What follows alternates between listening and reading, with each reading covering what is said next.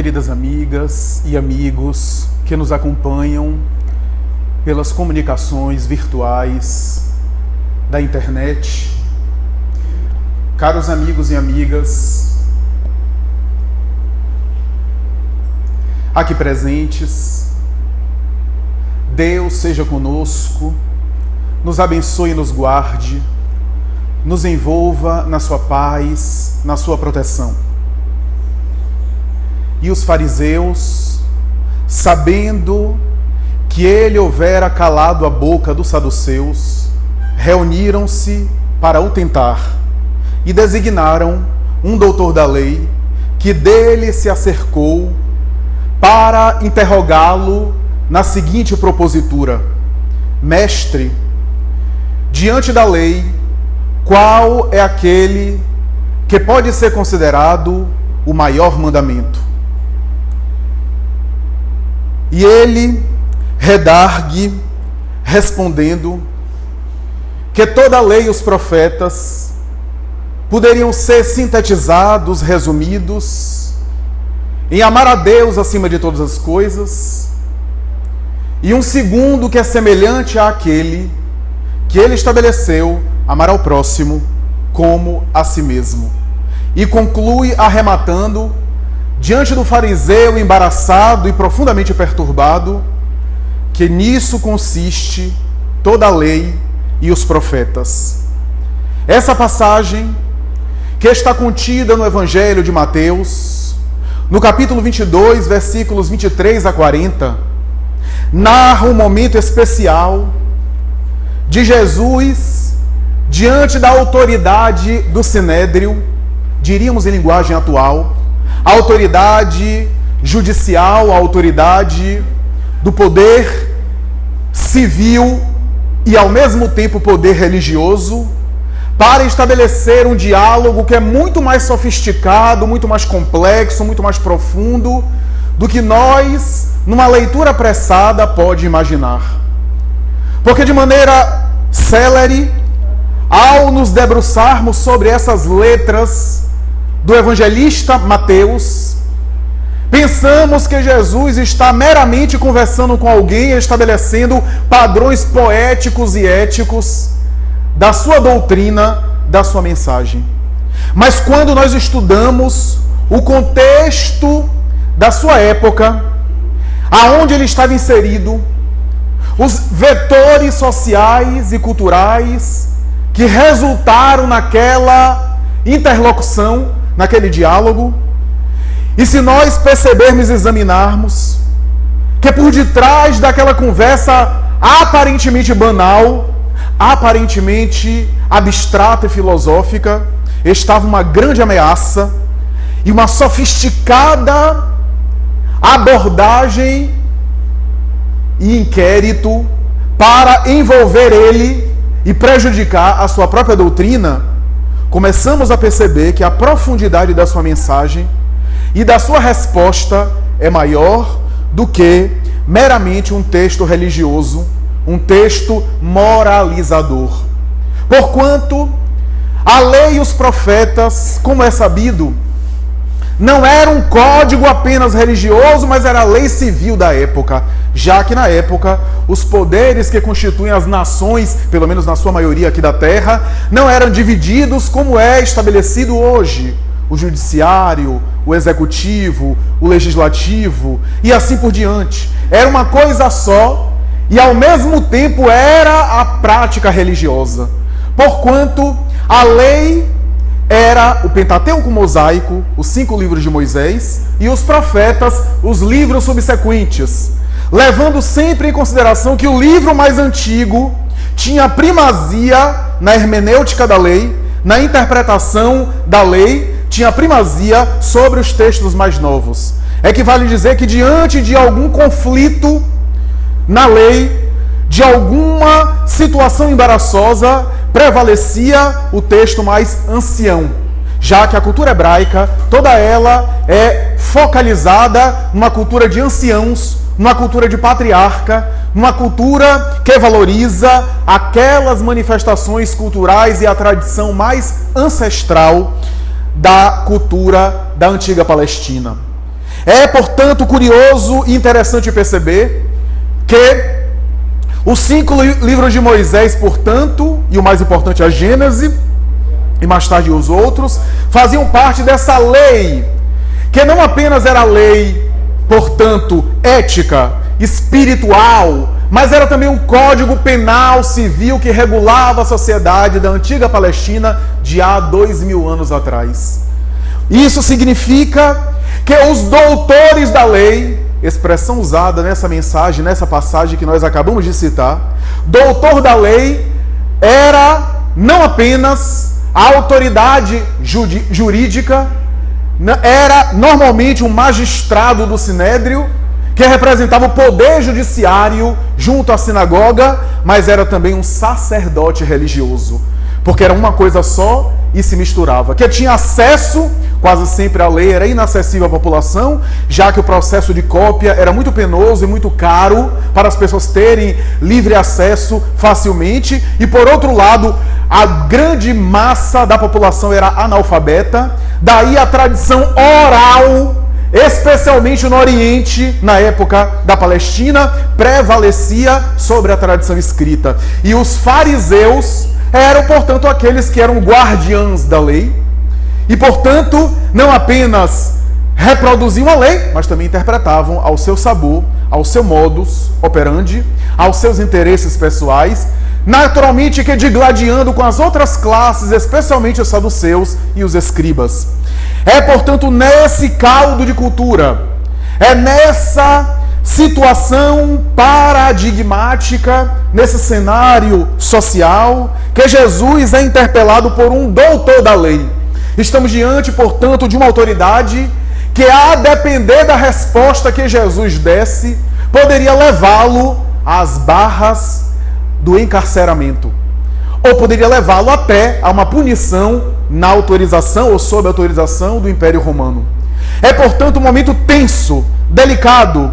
Não se tratava de apenas um diálogo meramente filosófico, conforme está colocado no Evangelho várias vezes, depois que ele havia saído de uma sinagoga em Jerusalém, quando o famoso texto de Isaías foi aberto, foi lido, e quando a palavra é franqueada, ele toma a palavra e começa a interpretar de tal forma aquele texto de Isaías que falava do futuro profeta especial que viria à terra, de tal forma que as pessoas começaram a reconhecê-lo como tal, que a partir dali, os fariseus estabeleceram uma espécie de sindicância, através da qual, para onde ele ia, eles também o seguiam, eles também o fiscalizavam. Porque era um sistema de comunicação que envolvia não apenas Jerusalém, mas outras cidades da antiga Palestina, com as quais os fariseus estabeleciam contato nas diferentes sinagogas, e é por essa razão que em várias passagens do Evangelho nós vemos os fariseus querendo tentá-lo, e a expressão evangélica, e ele, adivinhando-lhe os pensamentos, desmascarou-os. É corrente, é comum essas expressões na letra evangélica. Portanto, a interpelação que Jesus sofreu é muito mais profunda.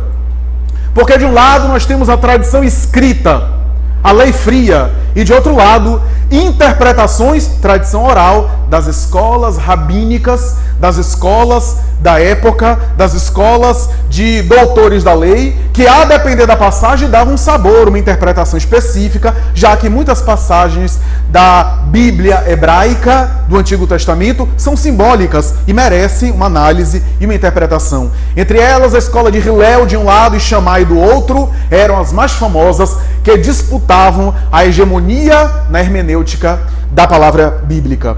É, portanto, nesse cenário que Jesus é interpelado. Quando ele, portanto, diz que é amar a Deus acima de todas as coisas, ele não está dizendo nada de original que não estava na lei. Ele estava respondendo a um representante da lei, citando um artigo da lei, que está presente no Decálogo de Moisés, o código mais importante da cultura hebraica. O primeiro mandamento, amar a Deus sobre todas as coisas, de todo o vosso espírito, de toda a vossa alma, de todo o vosso entendimento. Portanto, estava resumindo ali, e vai dizer que daria um segundo semelhante àquele. E esse segundo, Jesus também não falou nada de novo que não estivesse na lei. Não dá para ser literal, Mas se nós lermos principalmente Levítico de Moisés, que é um conjunto de leis, chegaremos à conclusão que amar ao próximo como a si mesmo está presente. Inclusive, no capítulo 19, versículo 20, nós temos ama teu próximo como a ti mesmo, literalmente. A verdade é que Jesus estava citando coisas que não eram novidade. Muitos daqueles que estudaram o Evangelho pensaram que Jesus estava inaugurando uma nova mentalidade com essa proposta, mas não era. Não era ali que ele estava fazendo o diferencial que ele iria fazer. Não era naquele momento porque ele estava coberto pela lei, sintetizando a sua doutrina dentro da lei, mas não desenvolvendo-a, porque não era chegado o seu momento. Várias vezes ele disse isso. Quando a sua vida estava ameaçada, ele, ainda não é chegado o meu momento. Ainda não é chegado o meu momento. Ainda não é chegado o meu momento. Até que em determinado momento, ele desce a Jerusalém, ora no Getsemane e diz, agora chegou o momento. Portanto, era esse episódio, esse cenário que eu faria célebre, ama ao teu próximo como a si mesmo. Mas Jesus tirou a sabedoria mais profunda que o Antigo Testamento poderia oferecer, resumiu tudo em amar a Deus e ao próximo, porque de fato ali está não a sua doutrina toda, mas os germes e as sementes que sintetizam toda a sua doutrina. No amor ao Criador, no amor ao próximo, no amor a si mesmo, nessa trilogia fantástica que poderíamos até inverter a ordem, amando-se para conhecer o próximo, amá-lo a fim de admirar a beleza da criação, para que um dia possamos compreender o Criador, reverenciá-lo na sua total grandeza, reconhecer-lhe a majestade e sermos gratos pela sua magnificência. É um processo, portanto, de desenvolvimento que estava colocado de maneira sucinta, mas que merece hoje o nosso desenvolvimento, o nosso aprofundamento. O diferencial, no entanto, vai ser em outra passagem, quando os discípulos com ele, logo depois dessa passagem, os fariseus ficam embaraçados porque não poderiam levar ele para lugar nenhum, não poderiam incriminá-lo, porque ele estava citando a lei, saem embaraçado, e o que admira é que um galileu, que era da localidade mais miserável, mais desprestigiada, de analfabetos e pescadores, sabia citar de cor a lei. Às vezes Jesus citava trechos da lei de cor, que nem os fariseus sabiam de cor. E isso embaraçava-os profundamente. E eles saem todos perturbados, e Jesus fica com seus discípulos. Então ele começa a dizer, ouvistes o que foi dito. Notemos bem no Evangelho. O que é que está escrito na lei? O que é que está na lei? Leste, agora ouviste, era a tradição oral. Ou seja, não vamos encontrar isso ao pé da letra, pelo menos literalmente, essa frase no Antigo Testamento. Mas deveria ser interpretações das escolas mais hegemônicas. Ouvistes o que foi dito. Tradição oral. Amai o vosso próximo e odiai o vosso inimigo. Por quê? Porque amar ao próximo como a si mesmo, para o hebreu, era o amar os seus. Próximo, para o hebreu, era familiar e era irmão de raça. Então, o próximo é aqueles que fazem parte. Tanto é que no Levítico tem, ama teu próximo como a ti mesmo, desprezai o estrangeiro e matai-o se for possível, porque ele não é filho de Yahvé. Esse era o conceito de próximo. Jesus não ia entrar em polêmica com a autoridade judicial. Depois que ele se afastou, ele volta, sentou para os discípulos e diz, ouvistes o que foi dito, amareis o vosso próximo e odiareis o vosso inimigo. Eu, porém, vos digo, amai os vossos inimigos, fazei o bem àqueles que vos perseguem e vos caluniam, orai por aqueles que vos desejam mal, a fim de receberdes uma recompensa maior. Porque se amardes apenas aqueles que vos amam, qual o vosso mérito? As pessoas de má vida fazem a mesma coisa. Se restituís apenas aquilo de que tomais emprestado, qual o vosso mérito? Os publicanos, os pecadores de toda sorte também fazem a mesma coisa e trocam e compartilham entre si.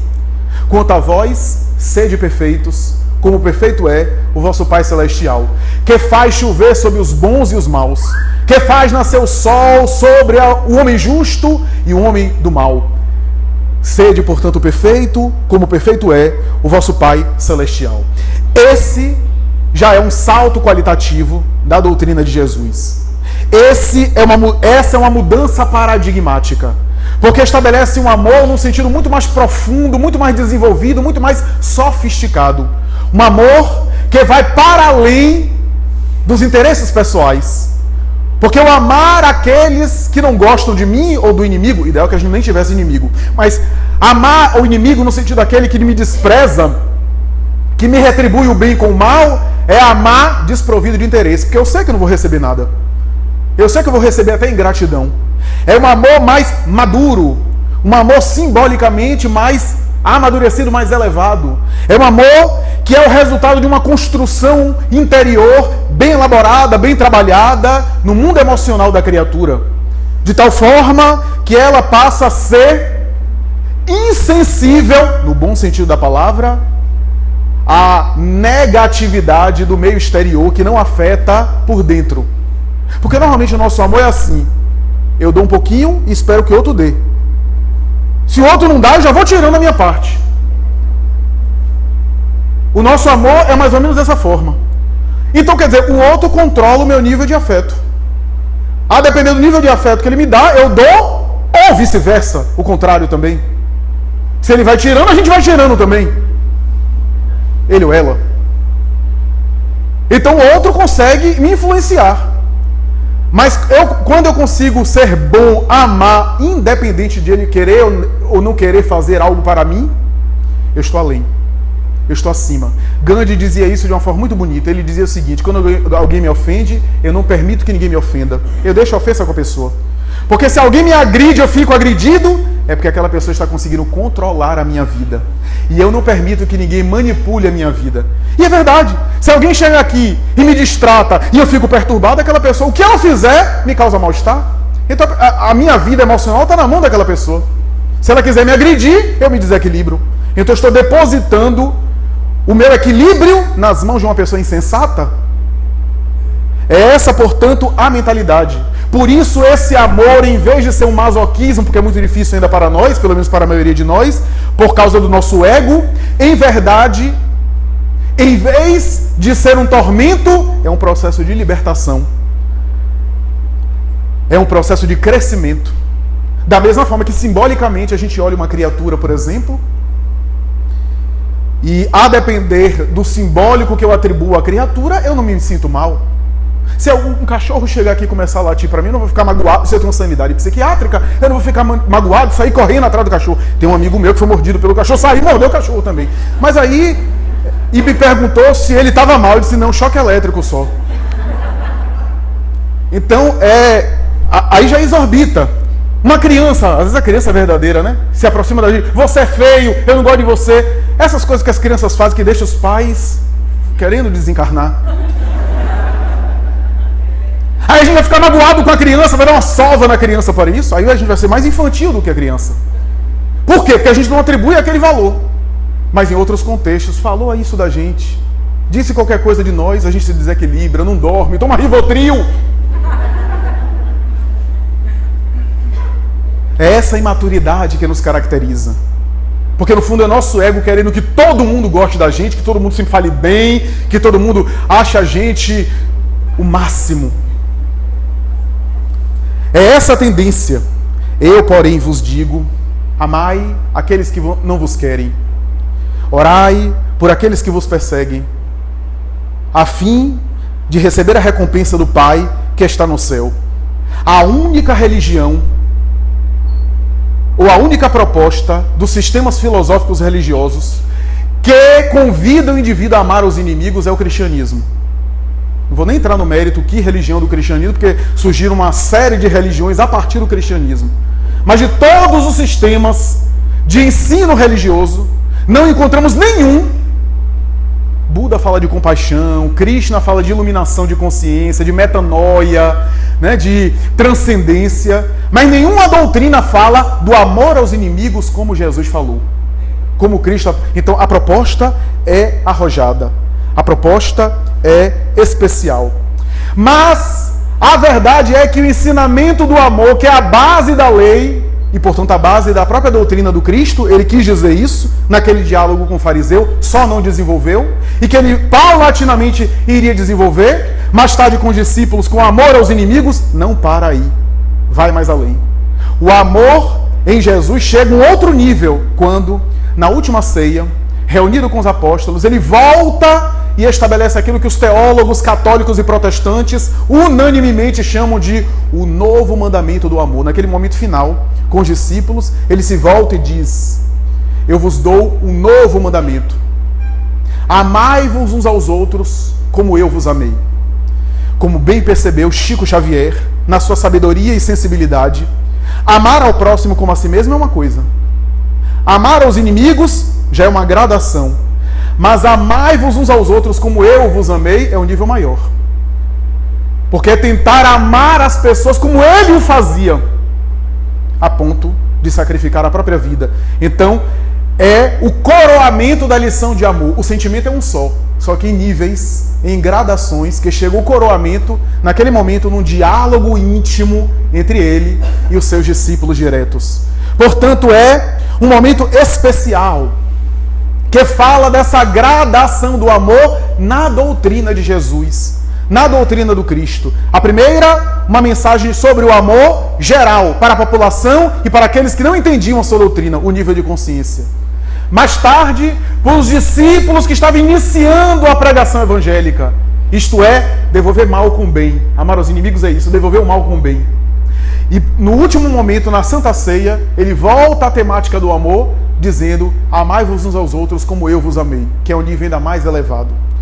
18 séculos depois, Allan Kardec, estudando a mensagem do Evangelho, especialmente essa parte, no capítulo 11 do livro O Evangelho segundo o Espiritismo, no tópico da lei de amor, item número 8, ele transcreve uma mensagem psicografada pelo Espírito Lázaro, que diz mais ou menos assim: no princípio, o espírito tem instinto, mais avançado adquire sensações, mais desenvolvido e purificado alcança o nível dos sentimentos.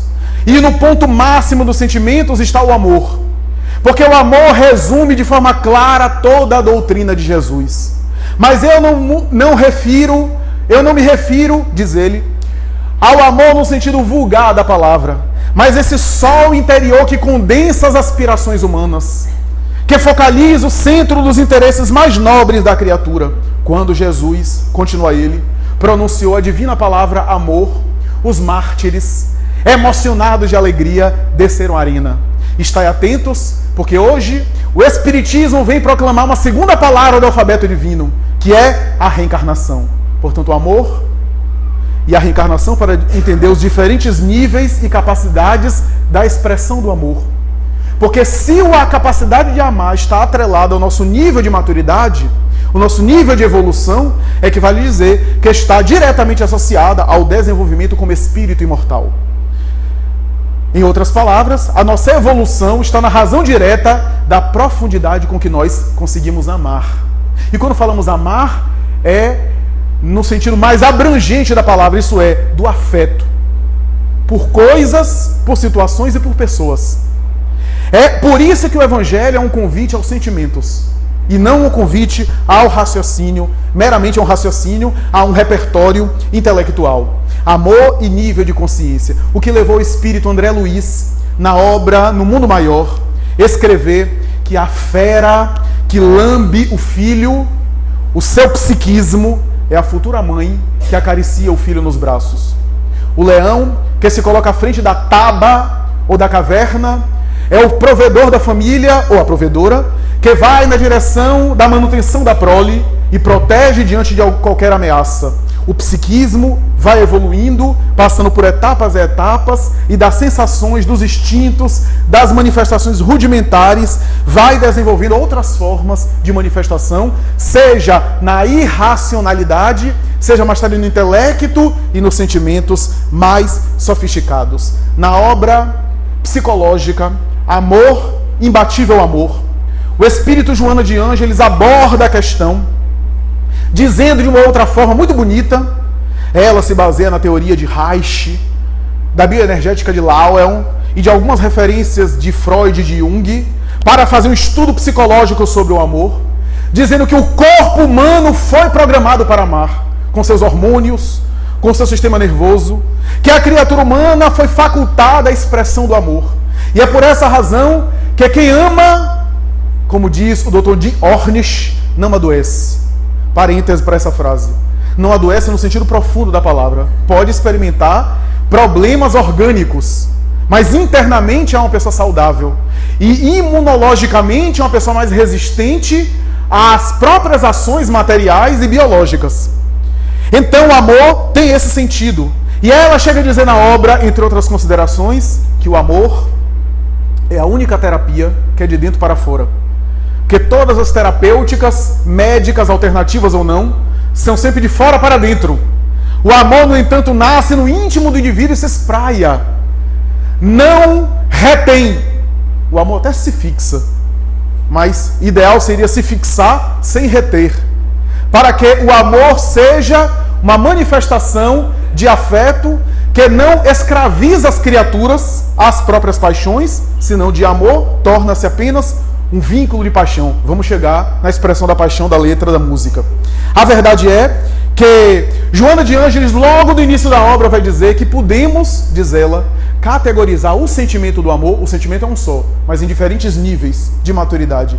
Em 3 níveis gerais. A classificação não tem nada de absoluta, é apenas um exemplo, ela coloca. O amor infantil, o amor juvenil e o amor maduro. É que vale dizer, e nós quando lemos essa passagem ficamos pensando muito o que é que ela queria dizer. E chegamos à seguinte conclusão.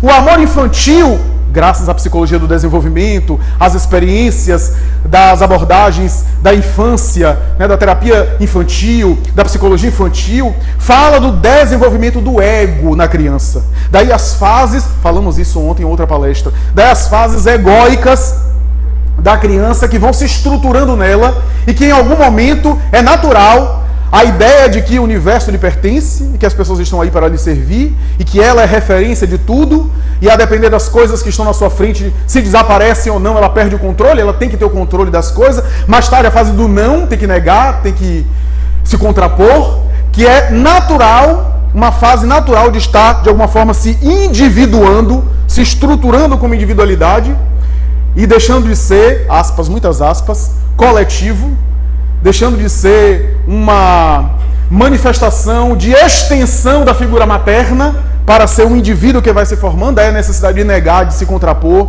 de dizer não, de expressar sua vontade, que são períodos do egocentrismo infantil natural. Infelizmente tem alguns adultos que ainda estão nessa fase. Ainda estão no egocentrismo, achando que o universo...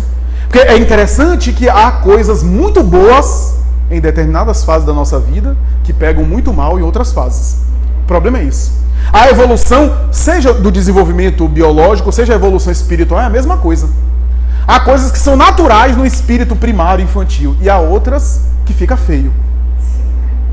Então, é mais ou menos essa ideia. Não é uma condenação, não é algo que a gente veja de maneira pecaminosa para execrar, para condenar. São níveis de desenvolvimento, são níveis, são fases do nosso aprimoramento intelecto-moral, como diz Allan Kardec. E nós pensando muito, ficamos a pensar que o amor infantil é esse amor do ego. Qual é o amor do ego? Eu tenho que me satisfazer, as pessoas têm que me satisfazer, eu quero para mim, eu quero me realizar. É esse período. Aí temos um segundo item, que é o amor juvenil. O amor juvenil é só a gente pensar nos casais adolescentes, que é o amor da reciprocidade. É eu te amo, viu? E fica esperando a resposta. Se o outro não disser nada, pelo menos a gente vai dizer assim, e você? Aí se a pessoa disser, de 8 em 8 dias, eu te amo. Aí já perdeu um pouco, né, da graça, né? Já diminuiu um pouco. Então, o amor juvenil é esse amor da troca. É esse amor do encantamento, do apaixonamento. É esse amor, é só pegar uma menina de 13, 14 anos, se a gente pegar esse microfone aqui, ela se apaixona pelo pedestal. Então, tá nessa fase da puberdade, do apaixonamento, se encanta, é natural. Então, esse amor, nós chegamos à conclusão que tem a ver com libido. Libido aqui, numa expressão mais abrangente, segundo a psicologia de Freud. A libido aqui não é apenas o desejo sexual, mas a energia vital, aquilo que nos faz procurar prazer, porque a libido para Freud era de maneira mais abrangente. Não era apenas o desejo da prática sexual, mas as expressões da sexualidade, de maneira mais genérica, mais abrangente. Tudo aquilo que faz a gente buscar prazer, bem-estar, estaria associado à libido. Então, esse desejo do encantamento, do apaixonamento, que estaria movendo essas expressões para mais tarde o amor doação, que é o amor maduro, o amor que se sente bem em colaborar, que se sente bem em se doar, que se sente satisfeito em contribuir, ainda que o nosso lado humano queira a resposta. Nada demais a gente querer a reciprocidade, mas não é refém da reciprocidade, não é escravo da reciprocidade. Porque mesmo, e quando nós dissemos aqui dessas fases, o amor, por exemplo, que passa pelo ego, pela libido e mais tarde pela doação, as fases anteriores não são excluídas, são amadurecidas, mas existe. O indivíduo na maturidade não deixa de ter ego, mas o ego é equilibrado. O indivíduo na maturidade não deixa de ter libido em qualquer que seja a sua expressão. A energia psíquica que faculta o prazer. Mas não está exclusivo para a libido. Porque se na experiência sexual é indispensável, do ponto de vista da saúde, ter afeto, ter amor, ter respeito, ter moral, ter ética, ter afeto. Também, nas expressões de afetividade de maneira geral, sempre é necessário ter libido, de uma forma abrangente, ou seja, ter paixão. Não necessariamente, não é a libido no sentido sexual, mas ter afetividade pelas coisas, ter entusiasmo, que tem a ver com essa expressão também libidinal, essa expressão do bem-estar, do prazer, da afabilidade. Então, que move essas experiências. Daí porque as pessoas celibatárias, as pessoas solteiras, que em alguns momentos, ou em alguns casos para toda a vida, não experimentam a prática sexual, compensam o psiquismo em alguns sonhos, em alguns momentos os sonhos freudianos, para compensar o desejo, equilibrando o psiquismo, evitando loucura e ao mesmo tempo equilibrando o seu emocional. Daí os excessos nessa área de repressão religiosa e assim por diante, que na verdade são manifestações também de afetividade, porque essas coisas em algum nível também se misturam em uma coisa só, naturalmente amadurecendo para algo que não é apenas biológico. A libido aqui necessariamente negativa é aquela que a gente está apenas na fase do instinto, escravo dos instintos. Então, o amor tem essas expressões, que vai desembocar em um amor maduro, em um amor equilibrado, em um amor que supera a insegurança. Quantos de nós, eu ouço isso muito, eu amar para ficar preso? Mas o amor não prende, o amor liberta. Você pode estabelecer um vínculo que lhe dê responsabilidade, que é outra coisa, mas o afeto é livre. A manifestação do afeto é livre. Ninguém fica preso pelo amor, e ninguém é aprisionado por amor, a não ser que queira, e é um amor doentio, um amor patológico. Então, temos a responsabilidade, mas como dizia Chico Xavier, em uma bela entrevista no Pinga Fogo, o amor sempre foi livre. Ele foi perguntado dentro da expressão amor livre do movimento hippie, né? Que era, na verdade, a poligamia, a promiscuidade sexual. O amor sempre foi livre, dizia Chico Xavier. Agora, o sexo é uma espécie de represa, ele comparou uma represa de água, que precisa ser canalizada para não ocorrer desastres sentimentais. Porque eu posso amar todo mundo aqui, e não necessariamente eu querer impor todo mundo aqui aos meus desejos e meus caprichos. O amor não necessita da libido, embora possa ser também expresso esse amor por meio da libido. A libido pode ser um instrumento desse afeto, mas transcende a libido. Então, nós temos esse amor que carece de segurança, que tem a ver com essas fases. O amor que diz, mais ou menos assim, eu não preciso dizer a ele ou a ela, até na área fraternal, na área da amizade, não estou dizendo só na conjugal, não. Eu dizer que gosto da pessoa, eu não, para quê? A pessoa sabe. Nem sempre. Pode ser que não sabe, pode ser que esqueceu. Pode ser que amanhã morre e você fica depois com consciência de culpa, dizendo, antes deveria ter dito, agora já era. Masoquismo, gostar de sofrer, depois que já foi. Diga enquanto está com a pessoa. Expresse o que você sente para as pessoas. Não apenas na área conjugal, na área afetiva de maneira geral. Porque isso faz bem. Ah, mas a pessoa sabe. Como é que você sabe que ela sabe? Ela pode achar que você está com ela porque você tem um bom ordenado, o contra-cheque, porque ele é assim bombadinho, ou ela tem assim umas curvazinhas sensuais, ou porque ela lhe proporciona televisão e comida, que no homem normalmente é televisão e comida, acabou. Homem se casa normalmente por televisão e comida, né? Deu ali, tá bem. Tanto é que é curioso que as pesquisas em psicologia dizem assim que predominantemente as mulheres querem muito mais casar do que os homens, de maneira geral, né? As pesquisas apontam isso. Mas predominantemente são as mulheres que separam. Quase sempre, né? Então é interessante isso.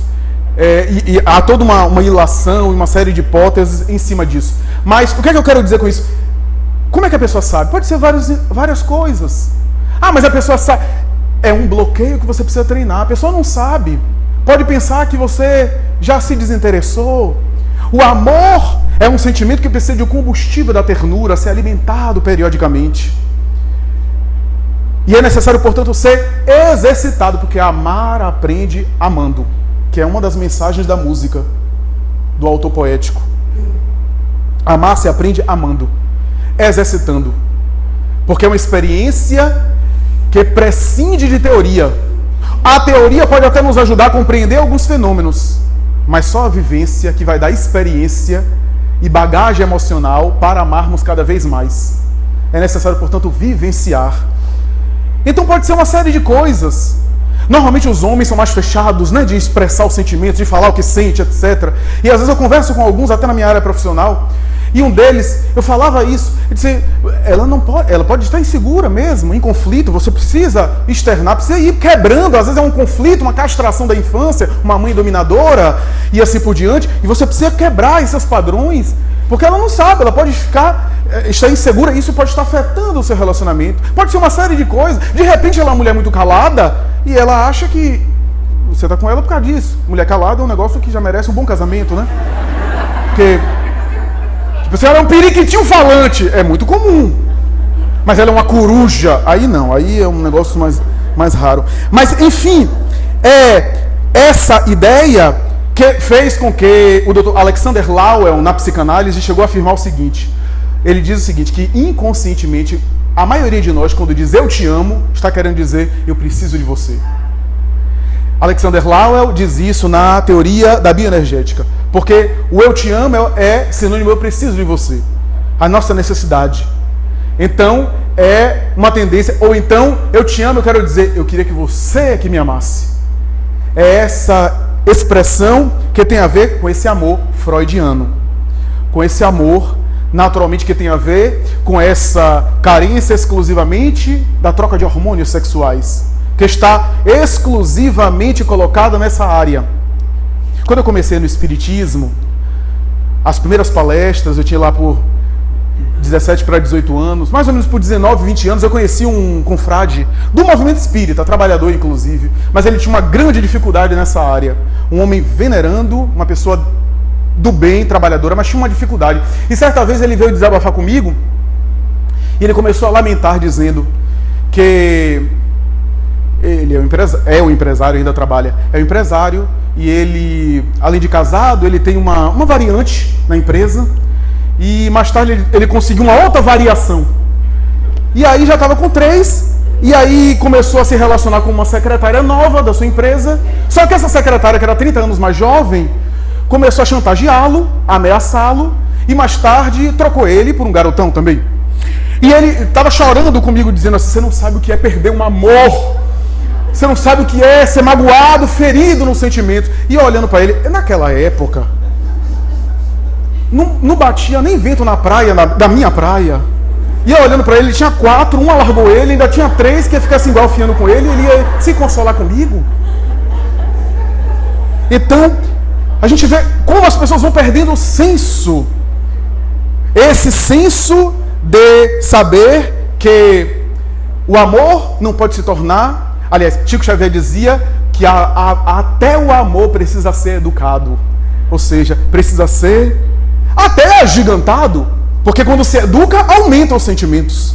Toda técnica, toda habilidade que eu tenho, se eu educo, se eu tenho uma habilidade para tocar piano, se eu estudo música, se eu exercito, eu aumento a minha capacidade. Se eu tenho uma boa memória e eu exercito, eu estudo, eu treino, agiganta-se. Mas eu canalizo, eu direciono. Então, interessante pensar nisso, porque quantos males o nosso amor doente faz. Especialmente em relação aos filhos. Um amor possessivo. E aí o filho vai adiante, se casa, depois de ser controlado, de ser vigiado, de ter auditoria dentro de casa em cima dele. E mais tarde, o filho não sabe se comportar. Porque se ele se casa com uma mulher dominadora, ele vai se submeter porque é a mãe dele de novo. Se é uma mulher muito maleável, ele não sabe lidar, porque ele não tem referências. E vai ser um mau marido, um mau pai, por conta dessas experiências psicológicas negativas. Então, quantos males nós fazemos? Há uma obra que diz que se a gente examinar historicamente os grandes tiranos da humanidade, de Khomeini a Saddam Hussein, de Stalin a Hitler, perceberemos quase sempre uma criança maltratada e desamada. Porque todos os títeres, todos os facínoras da sociedade, um dia foi uma criança. Um dia passou pelo afeto de algum adulto, pelos cuidados de alguém. E quase sempre essas criaturas, a gente vê na biografia desses homens, foram espancados, violentados, às vezes violentados sexualmente, e devolveram a sua mágoa para a sociedade que detestavam, gerando horror, gerando a destruição. A música fala tudo isso. De maneira poética, é claro que a música tem a capacidade, toda música tem a capacidade de abarcar de uma maneira poética aquilo que a linguagem frontal e direta às vezes não consegue fazê-lo, não consegue lográ-lo. Então, sinônimo de amar é sofrer. Essa tese não masoquista, mas a ideia de que a evolução, o crescimento está associado a um esforço. Crescer dói. Desenvolver-se é uma espécie de sofrimento. Não é uma dor brutal, mas incomoda. Mudar da zona de conforto incomoda. Amar é crescer emocionalmente. Exercitar o amor é evoluir. Por isso, ele começa a música sinônimo de amar é sofrer, e acaba a música sinônimo de amar é amar. Como se dissesse que é o desenvolvimento, aqui numa interpretação espírita, que o desenvolvimento é difícil, que o esforço por implementar o amor muitas vezes exige de nós uma cota de sacrifício, mas que todo hábito que se introjeta e que se agiganta torna-se prazeroso. Por isso Joana de Ângeles costuma dizer que Jesus não deu a sua vida por sacrifício. Porque ele não foi obrigado, ele deu porque quis. Ele optou por oferecer a sua vida em holocausto. Não foi um sacrifício, foi amor. Quando nós conseguimos fazer as coisas com amor, aquilo já não é nem mais penoso. Perguntemos à maioria das mães, um filho doente. Aquilo para ela, é claro que o corpo dói. É claro que a insônia, é claro que o cansaço. Mas a vinculação emocional, geralmente as mães, a vinculação emocional é tão grande que aquilo fica reduzido, que aquilo fica atenuado. E assim, quantas coisas que quando a gente faz com amor, tomam outro sentido. Tem uma coloração, tem uma tônica, tem uma proposta muito diferente. Porque a interação com o outro implica mágoa, implica desgaste. Todo relacionamento, todo intercâmbio implica mágoa, implica desgaste. E esses atritos não deixam de ser sofrer.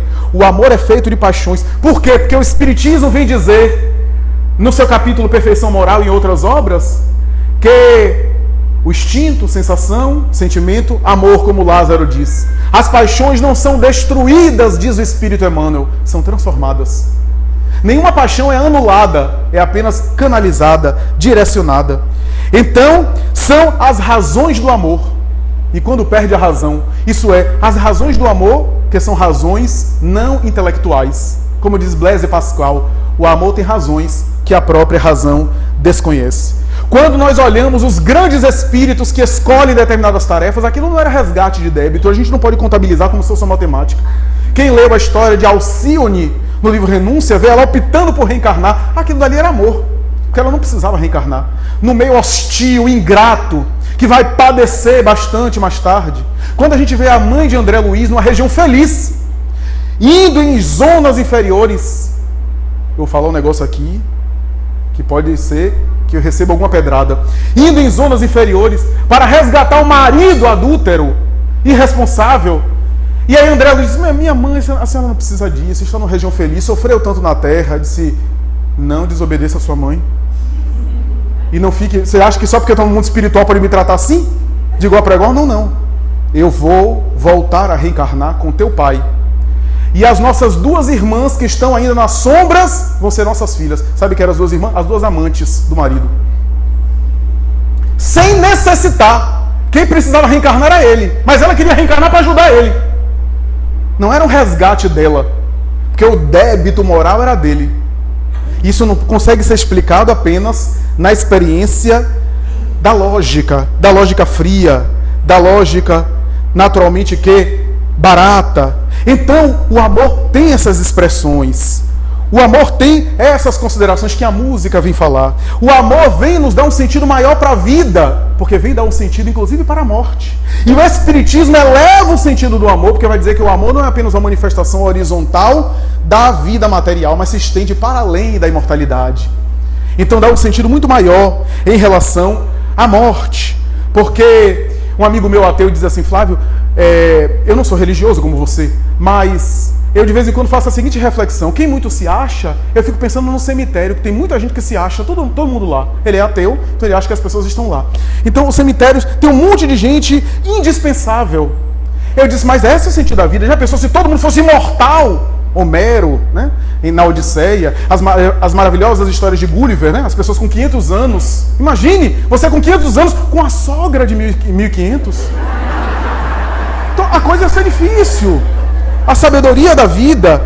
Sartre dizia que a morte tira, ele dizia de maneira pessimista, a morte tira o sentido da vida, ele dizia. Sartre dizia, a morte tira o sentido da vida. E por isso dá uma liberdade para que cada um seja o que queira. Eu não concordaria com Sartre, mas ele diria que a morte faz com que a gente encontre o sentido para a vida e nos dá uma liberdade para isso. É verdade, porque não houvesse morte, a gente teria condenado a viver numa experiência material inócua, cujos desgastes nós não suportaríamos. Então a gente vê, por exemplo, quer ver uma coisa? Há uma igreja famosa em Évora, em Portugal, que é uma igreja toda feita de ossos humanos, tíbia, fíbula, crânio, etc. E aí, na entrada da igreja tem assim, os nossos ossos esperam pelos vossos. Então, essa noção, alguns cemitérios antigos da Europa tem as inscrições assim, tem os cemitérios e tem assim, a seguinte frase, és o que fomos, serás o que somos. Então, o que eu quero dizer com tudo isso?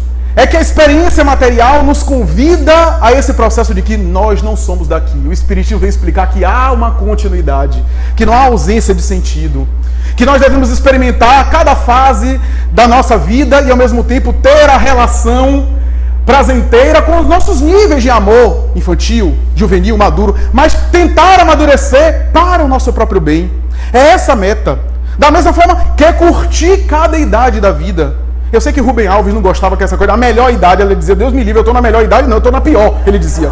E Rubem Alves estava realmente em idade avançada. Mas a verdade é que cada idade tem também a sua beleza. Porque eu descobri, na verdade, com um amigo meu, que nós temos 3 idades. Infância, juventude e você está ótimo. Quando alguém começar a dizer a você está ótimo, você sabe qual é que você está. O Espiritismo, meus amigos, para concluir, vem nos convidar a pensar que o amor é esse sentimento que deve ser exercitado, mas é um fenômeno muito mais complexo do que nós imaginamos. Só para concluir, 2 casos muito rápidos. No livro Seleções do Reader Digest, certa vez eu li um caso que me fez pensar muito. Era um casal, a mulher tinha muitos desequilíbrios, muitos distúrbios de comportamento, ela tinha uma vida muito promíscua, traiu o marido com quem quer que fosse. E o marido sabia. Até que um dia, com uma amante, ele matou a mulher e matou o amante. E entrevistado, um repórter perguntou: mas o senhor sabia que a sua mulher fazia e acontecia, traía você com o padeiro, com todo mundo? E por que com essa pessoa você fez isso? Ele disse: porque minha mulher sempre foi uma mulher doente. Ela era atormentada. Mas quando eu percebi que ela começou a mudar de comportamento, a alterar de conduta, eu percebi que ali não era apenas um vínculo sexual. Aquele ela amava. E por isso eu tinha que matar. Como a alma humana é complexa. Como é difícil a gente entender a alma humana. Como a alma humana é delicada. Quando nós lemos... Por que eu estou falando que o amor é complexo? Quando nós lemos, por exemplo, Emmanuel narrando a sua autobiografia em há 2000 anos, quando ele é o senador romano Públio Lentulus, a gente vê ele amando profundamente Lívia. Mas ele foi vítima de uma calúnia. Achou que Lívia havia traído ele, que Lívia entrou para pedir a Pilatos por Jesus, só que ela entrou disfarçada para que nenhum romano, porque ela era romana conhecida, nenhum romano visse, entrou como serva, só que ela entrou por uma porta onde entravam as prostitutas que iam ter relações com o tetrarca, o representante de César. Públio viu, se sentiu traído, era uma sociedade bem patriarcal. Quando ela chegou em casa, ele nem deixou ela explicar nada. Ainda disse: eu só não lhe mato porque você é mãe dos meus filhos. Reservou um quarto para ela. Ela tinha um horário específico para ver os filhos, porque ele não deixava. Profundamente controlador. Profundamente controlador. Durante 25 anos, no mais absoluto silêncio. Ela não se justificou, não se defendeu e permaneceu vítima daquela calúnia. Só que mais tarde, eu não vou contar o resto da obra, porque senão perde a graça. Mais tarde ele reconhece a grandeza dela, mas reconhece tarde demais. Chico Xavier, inclusive, contou para amigos que ele, inclusive, nesse ínter, ele teve relacionamento com outras pessoas. Mas ao despertar na vida espiritual, ele percebeu o erro que havia cometido e 2000 anos depois continua reencarnando para alcançar o nível dela e ela não volta mais. Então, o amor tem essa complexidade. O que é que eu quero dizer? Ele a amava, ela amava. Foi profundamente cruel com ela. Veja como o amor é um sentimento complexo. Não é que não havia amor, porque ele passou, a obra narra que ele passou esses anos todos deprimido também. Ferido, mas o orgulho não deixava ele se reconciliar com ela. Então, meus amigos, o amor tem essas experiências, tem essas nuances, tem esses enfoques. O ideal, no entanto, diante de tanto conceito, de tanta questão, é nós exercitarmos sempre o bem, porque o bem é o amor em ação. A ação do bem, colocada por Kardec como caridade, é essa expressão do amor na prática cristã, na prática em relação ao nosso próximo. Diante de qualquer dúvida, hajamos sempre em prol do bem, da solidariedade, da compreensão, que o retorno será inevitável em forma de consciência pacífica, em forma de bem-estar. Muita paz.